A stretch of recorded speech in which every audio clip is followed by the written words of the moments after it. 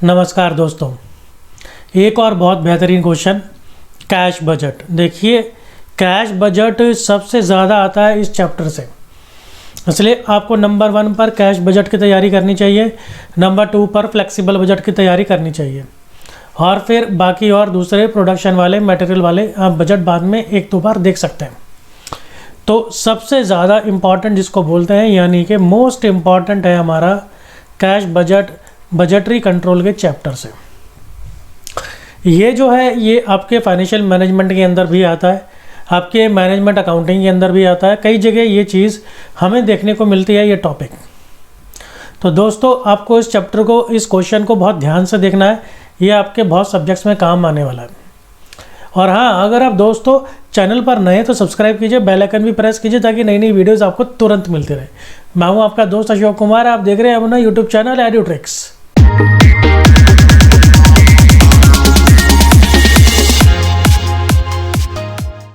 आइए शुरू करते हैं।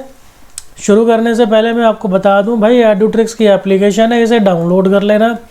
अगर फ्री कंटेंट देखना हो तो स्टडी मटेरियल में जाके देख लेना, और अगर पेड कंटेंट चाहिए पूरा का पूरा बढ़िया एकदम धमाल वाला, तो भाई स्टोर में जाके देख लेना।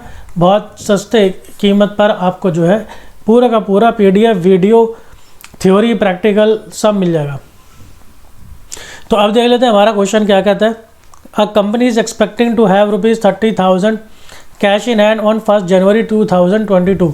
तो सीधी सी बात हो गई भाई, ये हो गया हमारा ओपनिंग, ये ओपनिंग बैलेंस है हमारा, ठीक है भाई, 1 जनवरी को दे रखा है।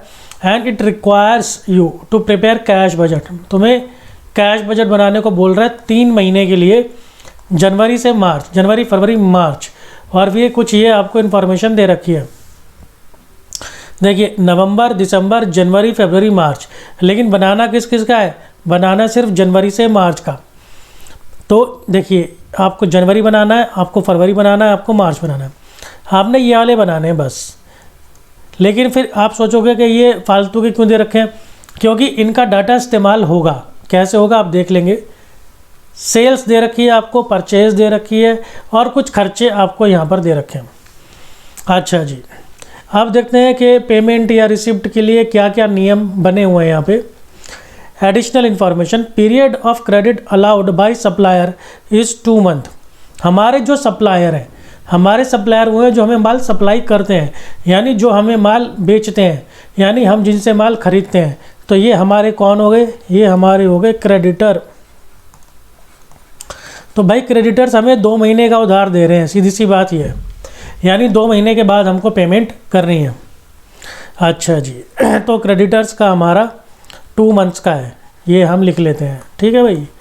अच्छा, 25% off sale is for cash and the period of credit allowed to customers for credit sale is 1 month. अच्छा चलो, ये तो बात हो गई कि अगर हम परचेज़ करते हैं तो ये तो भाई परचेज़ वाला मैटर हो गया, ठीक है जी। अच्छा, अगर अब हम सेल करते हैं, अगर हम सेल करते हैं तो क्या मामला है? तो उसमें मामला ये है कि वो कहता है भाई 25% कैश है।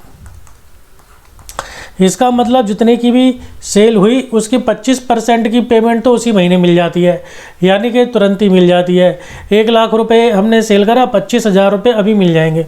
लेकिन जो 75% है वो पैसा बाद में मिलेगा, यानी कि 25% की जो सेल है वो उधार पर है, क्रेडिट पर है। चलो ठीक है भाई, 75% जो पैसा है वो बाद में मिलेगा, 75,000 रुपये बाद में मिलेंगे। लेकिन कब मिलेंगे? तो वो भाई उसका जो उधार का समय है वो 1 महीने का है, यानी कि 1 महीने बाद मिलेंगे, यानी कि अगले महीने मिलेंगे, ठीक है जी। अच्छा, wages and expenses are paid in the following month. Following का मतलब यही हो गया 1 महीना, यानी कि अगले महीने उनकी भाई पेमेंट होनी है, अगले महीने उनकी पेमेंट होनी है, यानी जनवरी की पेमेंट होगी फरवरी में, फरवरी की होगी मार्च में। Income tax 15,000 is paid in the March. ये तो बहुत ही क्लियर कह दिया कि 15,000 रुपये टैक्स पे करा मार्च में, और वो मतलब सिर्फ एक ही बार सिंगल पेमेंट है। तो इस तरह से जो इसकी समरी थी मैंने बता दी। अब देखते हैं इसका सॉल्यूशन कैसे होगा, इसको आप कैसे बनाएंगे। उसने कहा है आपको बनाना है जनवरी के लिए, फरवरी के लिए और मार्च के लिए।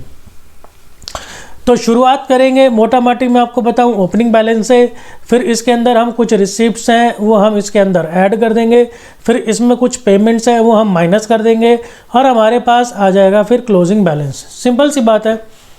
तो अब रिसिप्ट्स हम देख लेंगे हमारे पास रिसिप्ट्स कौन कौन सी आती हैं और इसी तरह से हमारे पास पेमेंट्स कौन कौन सी जाती हैं। चलिए अब देखिए जो रिसिप्ट्स आएंगी, रिसिप्ट्स कैसी आएंगी कि दो तरीके की आ सकती है। एक तो हो गया तुरंत आपने सेल करा पैसा मिल गया यानी कि कैश सेल, और दूसरा हो गया कि आपको वो डेटर से मिलेगा जो आपने पहले कोई सेल करी थी उसका पैसा अब मिलेगा।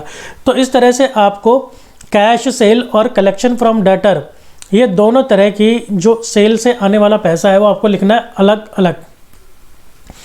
तो मैंने आपको पहले बता दिया था कि जो भाई सेल है वो सेल 25% कैश है, 75% उधार है। तो अब हम देखो बना रहे हैं जनवरी का।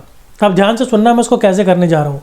तो ओपनिंग बैलेंस तो हमको पहले तो सबसे पहले यही दे रखा है 30,000 का, क्वेश्चन के अंदर सबसे पहले ये रहा, तो इसमें तो कुछ करना नहीं है। अब इसके बाद हम देखते हैं हमारे पास पैसा कहाँ कहाँ से आ रहा है। तो देखते हैं क्वेश्चन में कैश सेल है क्या, कैश सेल है, कैश सेल है इसके अंदर। तो क्या करेंगे देखिए मैंने लिख भी दिया है कि क्योंकि 25% कैश सेल है इसलिए 25% खुद के महीने का ले लो, यानी कि जनवरी का ही सेल का 25% आप ले लो। अब देखो जनवरी की सेल कितनी है, जनवरी की सेल है 1,12,000 रुपये। अब इस 1,12,000 का आप 25% कर लो। मैं आपको एक बता रहा हूँ, ठीक है, फिर आप आगे उसी तरह से कर लेंगे। 1,12,000 का आप 25% कर दो, 25% कर दोगे तो उससे आपको मिल जाएगा 28,000। अच्छा जी, अब 75% कहाँ से आएगा, वो आएगा आपके पिछले महीने से। क्यों? क्योंकि पिछले महीने यानी दिसंबर में भी तो ऐसा ही हुआ होगा कि इसकी जो 25% की सेल का पैसा है वो उसको दिसंबर में ही तुरंत मिल गया होगा, और इसका जो 75% का रह गया है वो आपको अगले महीने मिलेगा यानी कि जनवरी के अंदर। तो इसलिए जनवरी के अंदर हम लेंगे 1,20,000 का, यहाँ पर हम लेंगे 1,20,000 का 75%। ये इस तरीके से हम इसको करेंगे 75%। तो ये हमें क्या मिल जाएगा, ये मिल जाएगा 90,000। आप इसको चाहे तो करके देख सकते हैं। 75/100 आपका हो गया 34, और फिर 4 से आप इसको करेंगे तो 30,000, 30,000 इंटू 3 आपका 90,000। तो अब आप समझ गए होंगे किस तरीके से यहाँ पे सेट बनाना है कि 25% तो आपको खुद की सेल का ले लेना है और 75% जो है वो पिछली वाली सेल से आएगा।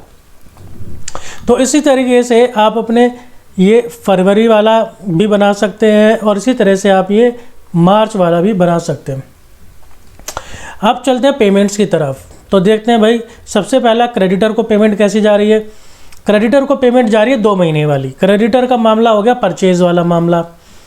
तो इसका मतलब क्या हुआ, जनवरी के अंदर जो पेमेंट हो रही है, जनवरी में जो पेमेंट हो रही है एक्चुअली वो ये वाली पेमेंट हो रही है 50,000 वाली। अच्छा जी, इसी तरह से फरवरी में जो पेमेंट हो रही है वो पेमेंट हो रही है आपकी 60,000 वाली, क्योंकि 2 महीने लेट हो रही है। तो ये एरो आप चाहे ऊपर से नीचे भी लगा सकते हैं, कोई ऐसी बात नहीं है, अपनी अपनी समझ की बात है। तो इसलिए आप देखेंगे कि देखिए ये आई आपकी 50,000 की पेमेंट, ये 60,000 की, और इसी तरह से 62,000 की पेमेंट आपकी आ गई। अब देखते हैं भाई वेजेस के लिए यहाँ पर क्या बता रखा है। वेजेस और एक्सपेंसेस के लिए बता रखा है 1 महीने का। तो हमारे पास देखिए ये 2 अलग अलग है, वेजेस और एक्सपेंसेस। तो 1-1 महीने का है।